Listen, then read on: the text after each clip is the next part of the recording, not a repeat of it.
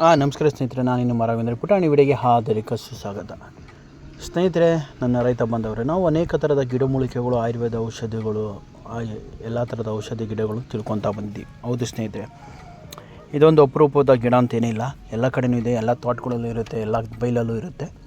ಮತ್ತು ತೋಟಗಳಲ್ಲಿ ಬೆಳ್ಕೊಂಡಿರ್ತಾರೆ, ಸುತ್ತಮುತ್ತ ಕಾಡಲ್ಲಿ, ರೋಡ್ ಸೈಡ್ ಎಲ್ಲ ಕಡೆಯೂ ಬೆಳೆದಿರ್ತಾರೆ. ಇದನ್ನು ನೀವು ನೋಡಿರ್ತೀರ, ನಾವು ನೋಡಿರ್ತೀರ, ಎಲ್ಲರೂ ನೋಡಿರ್ತಾರೆ. ಇದು ಭಾಳ ಅಮೂಲ್ಯವಾದ ಒಂದು ರತ್ನಪುರವಾದ ಒಂದು ಔಷಧಿ ಗಿಡ. ಅದುವೇ ನಿಮ್ಮೆಲ್ಲರಿಗೂ ಗೊತ್ತು, ನಮಗೂ ಗೊತ್ತು, ಹುಣಸೆ ಹಣ್ಣು. ಹುಣಸೆ ಗಿಡ ಅಂತೀವಿ, ಹುಣಸೆ ಮರ ಅಂತೀವಿ. ಹುಣಸೆ ಗಿಡದಲ್ಲಿ ಭಾಳ ಅಪರೂಪವಾದ ಒಂದು ಭಾಳ ವಿಶೇಷವಾದದ್ದು ಏನಂದರೆ ಸ್ನೇಹಿತರೆ, ನಿಮಗೇನಾದರೂ ಅದಕ್ಕಿಂತ ಮುಂಚೆ ನಮ್ಮ ಯೂಟ್ಯೂಬ್ ಚಾನಲ್ಗೆ ಒಂದು ಸಹ ನೋಡ್ತಾಯಿದ್ರೆ, ನಮಗೇನಾದರೂ ಯೂಟ್ಯೂಬ್ ಚಾನಲ್ ಇಷ್ಟವಾದರೆ ನಮ್ಮ ಯೂಟ್ಯೂಬ್ ಚಾನಲ್ಗೆ ಒಂದು ಲೈಕ್ ಮಾಡಿ, ಶೇರ್ ಮಾಡಿ, ನಿಮ್ಮ ಅನಿಸಿಕೆ ಕಮೆಂಟ್ಸ್ ಹಾಕಿ. ನಮ್ಮ ಯೂಟ್ಯೂಬ್ ಚಾನಲ್ ಸಬ್ಸ್ಕ್ರೈಬರ್ ಆಗಿ, ಪಕ್ಕದಲ್ಲಿರೋ ಬೆಲ್ಲೈಕ್ ಬಟನ್ ಒತ್ತಿರಿ. ಮತ್ತು ವಿಡಿಯೋನ ಆದಷ್ಟು ರೈತ ಬಂದವರಿಗೆ, ಫ್ರೆಂಡ್ಸ್ಗೆಲ್ಲ ಶೇರ್ ಮಾಡಿ. ಮತ್ತು ಏನಿದ್ರೆ ನಿಮ್ಮ ಅನಿಸಿಕೆ ಅಭಿಪ್ರಾಯ ಕಮೆಂಟ್ಸ್ ಹಾಕಿ. ನಮ್ಮ ಯೂಟ್ಯೂಬ್ ಚಾನಲ್ಗೆ ಸಬ್ಸ್ಕ್ರೈಬರ್ ಆಗಿ ಸ್ನೇಹಿತರೆ. ಅಭಿಪ್ರಾಯಗಳು ಮೆಸೇಜ್ ಹಾಕಿ ಸ್ನೇಹಿತರೆ. ಏನಪ್ಪ ಅಂದರು, ಭಾಳ ವಿಶೇಷವಾದದ್ದು. ನಾವು ಎಲ್ಲ ಕಡೆ ಓಡಾಡಿದ್ದೀವಿ, ಎಲ್ಲ ಕಡೆ ತಿಂದಾಡಿದ್ದೀವಿ, ಎಲ್ಲ ಕಡೆ ಸುತ್ತಾಡಿದ್ದೀವಿ, ಎಲ್ಲ ಕಡೆ ಬಂದಿದ್ದೀವಿ. ನಾನಾ ಥರದ ಗಿಡಮೂಲಿಕೆ ಔಷಧಿ ಗಿಡಗಳು ನಾವು ನೋಡ್ತಾ ಇರ್ತೀವಿ, ತಿಳ್ಕೊತಾ ಇರ್ತೀವಿ. ಇದೊಂದು ಭಾಳ ಅದ್ಭುತವಾದದ್ದು ಸ್ನೇಹಿತರೆ, ಭಾಳ ಅದ್ಭುತವಾದ ಗಿಡ ಇದು. ಅದರಲ್ಲಿ ಸಣ್ಣದಾಗಿ ಚಿಗುರು ಬರುತ್ತೆ, ನೋಡ್ತಾ ಇದ್ದೀನಿ ನೋಡಿ ಸ್ನೇಹಿತರೆ. ಆ ಚಿಗುರಲ್ಲಿ ಸಣ್ಣದಾಗಿ ಹೂವು ಬರುತ್ತೆ. ಹೂವು ನೋಡಿ, ಹೂವು ಸಣ್ಣದಾಗಿ ಕುಡಿ ಇರ್ತದೆ. ಅಂದರೆ ಈಗ ಮೇ ತಿಂಗಳಲ್ಲಿ ಆ ಹೂವು ಚಿಗುರುತ್ತಿರುತ್ತೆ. ಆ ಚಿಗುರನ್ನು ನಾವು ಮನೆಯಲ್ಲಿ ಚಟ್ನಿ ಮಾಡ್ತೀವಲ್ಲ, ಆ ಚಟ್ನಿಗೆ ಹುಣಸೆ ಹಣ್ಣು ಹಾಕೋ ಬದಲು ಇದನ್ನು ಚಿಗುರನ್ನೇ ಒಂದು ಇಡೀ ಹಾಕ್ಬಿಟ್ಟು ಚಟ್ನಿ ಮಾಡ್ಕೊಂಡು ತಿನ್ನೋದ್ರಿಂದ, ಚಟ್ನಿ ಸಾಂಬಾರು ಮಾಡ್ಕೊಂಡು ತಿನ್ನೋದ್ರಿಂದ ತುಂಬ ಹೆಲ್ದಿಯಾಗಿ ಇರುತ್ತೆ.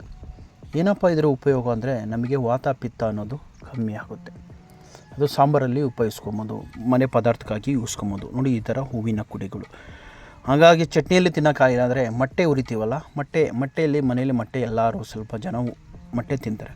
ಆ ಮೊಟ್ಟೆಗೆ ನಾವು ಈ ಕುಡಿಗಳನ್ನೆಲ್ಲ ಕಿತ್ಕೊಂಡ್ಬಿಟ್ಟು ಆ ಮೊಟ್ಟೆಗೆ ಮಿಶ್ರಣ ಮಾಡ್ಕೊಂಡು, ಅಂದರೆ ಮೊಟ್ಟೆ ಉರಿತೇವಲ್ಲ, ಆ ಮೊಟ್ಟೆಯಲ್ಲಿ ನಾವು ಸೇವನೆ ಮಾಡ್ಕೊಬೋದು. ಆ ಮೊಟ್ಟೆಯಿಂದ ಮುಖಾಂತರವಾಗಿ ನಾವು ಸೇವನೆ ಮಾಡ್ಕೊಬೋದು.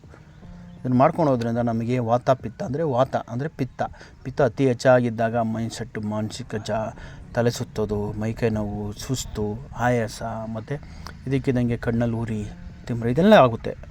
ಇದನ್ನು ಸಂಪೂರ್ಣವಾಗಿ ಈ ಹುಣಸೆ ಹುಣಿಯಲ್ಲಿ ಮತ್ತು ಈ ಹೂವಿನ ಕುಡಿಯಲ್ಲಿ ನಿಮಗೆ ಸಂಪೂರ್ಣವಾಗಿ 100% ಆಗಿ ರಿಸಲ್ಟ್ ಸಿಗುತ್ತೆ. ತುಂಬ ಅಪರೂಪವಾದಂಥ ಏನಿಲ್ಲ, ಎಲ್ಲ ಕಡೆಯೂ ಸಿಗುತ್ತೆ, ಎಲ್ಲ ಕಡೆಯೂ ಹುಣಸೆ ಮರ ಇದ್ದೇ ಇರ್ತದೆ ಸ್ನೇಹಿತರೆ. ಇದು ಮಾಡ್ಕೊಳ್ಳಿ, ಭಾಳ ಒಳ್ಳೆಯದು ಆರೋಗ್ಯಕ್ಕೆ. ನಾವು ಹುಣಸೆ ಹಣ್ಣು ಹಾಕೋದನ್ನ ಚಟ್ನಿಯಲ್ಲಿ, ಈ ಚಟ್ನಿಗೆ ಇದೊಂದು ಸ್ವಲ್ಪ ಪುಡಿ ಹಾಕ್ಬಿಟ್ಟು ಚಟ್ನಿ ಮಲ್ಲಿಗೆ ನಾವು ಕೊಬ್ಬರಿ ಚಟ್ನಿ ಮಾಡ್ಕೊಬೋದು, ಸಾಂಬಾರಿಗೆ ಯೂಸ್ ಮಾಡ್ಕೊಬೋದು. ಸಾಂಬಾರಿಗೆ ಹುಣಸೆ ಹಣ್ಣಿರೋ ಬದಲು ಇದನ್ನು ಮಾಡಿಕೊಂಡ್ರೆ ಸಾಕು, ಸಾಂಬಾರು ಚೆನ್ನಾಗಿರ್ತದೆ. ಮತ್ತು ಹಸಿಯದನ್ನೇ ತಿನ್ಕೊಬೋದು, ಹಸಿದು ತಿನ್ಕೊಂಡ್ರೆ ಒಳ್ಳೆಯದೇ ಸ್ನೇಹಿತರೆ. ಹಸಿಯದನ್ನೇ ಹೂವನ್ನೇ ತಿನ್ಕೊಬೋದು. ನಮಗೆ ಜೀರ್ಣಶಕ್ತಿ ಆಗ್ತಿಲ್ಲ ಅಂದಾಗ, ಮತ್ತು ಜೀರ್ಣ ಆಗ್ತಿಲ್ಲ ಅಂದಾಗ ನಾವು ಈ ಕುಡಿನ ತಿಂದೆ ಆ ಜೀರ್ಣಕ್ರಿಯೆಗಳು ಚೆನ್ನಾಗಾಗ್ತದೆ. ನಮಗೆ ಕಮೃತೆಗೆ ಬರ್ತಾ ಇರ್ತದಲ್ಲ ಜೀರ್ಣ ಆಗ್ತಿದ್ದಾಗ, ಆವಾಗ ಈ ಕುಡಿಯನ್ನು ಚೆನ್ನಾಗಿ ಕಚ್ಬಿಟ್ಟು ಚೆನ್ನಾಗಿ ತಿಂದರೆ ಜೀರ್ಣ ಕೂಡ ಏನೋ ಆಗುತ್ತೆ, ಚೆನ್ನಾಗಿ ಊಟನೂ ಸೇರಿಸುತ್ತೆ ಸ್ನೇಹಿತರೆ. ನೋಡ್ತಾ ಇರೋ ಸ್ನೇಹಿತರೆ, ಇಷ್ಟ ಆಯಿತಾ ಈ ವಿಡಿಯೋ ನೋಡಿ, ಇಷ್ಟಪಟ್ಟು ಮತ್ತೊಂದು ವೀಡಿಯೋದಲ್ಲಿ ಸಿಗೋಣ. Thank you so much.